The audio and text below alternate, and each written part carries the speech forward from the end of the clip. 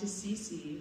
Why did you choose to show the film's title within the shot itself instead of using a traditional title card? And what did that choice add to the film?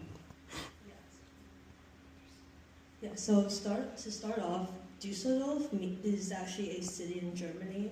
So, and when you see like on screen, when you see the in-shot title, you're zooming into this kind of bronze miniature statue of a boy doing a handstand. And it turns out that the statue is actually a prominent symbol that represents Düsseldorf.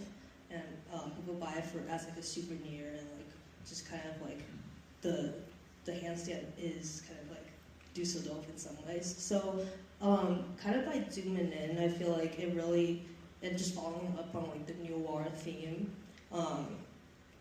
it really tells you a lot about the character or like the person that you see on screen, especially since that we don't see his face at all. So we're only introduced to the character through his hand and the shadow and the stuff all around his house. For example, like the Düsseldorf statue that we see. So it really makes you wonder like why is the statue there, and like what does this statue have to do with him, and just his motives. So I think that part kind of echoes the film noir elements in some ways, about keeping it all about like like keeping it ambiguous and also mysterious.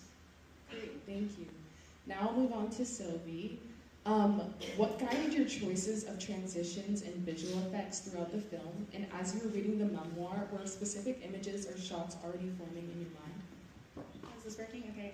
So I was originally writing the memoir. This was for a project at the beginning of the year, where we had to.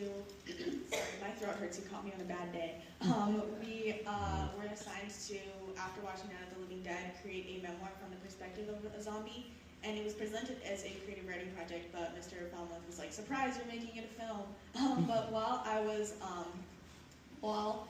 writing it, I had a very distinct visual idea. Like I was actually struggling to represent it when writing down because I had such a clear visual image. I really wanted to show how this character who was dead was like having life, like quite literally seep through the cracks. So I really wanted to convey that through the editing. I spent a lot of time using that like orange like light overlay. It took a while to get familiar with Premiere Pro again because I hadn't used it in like a minute.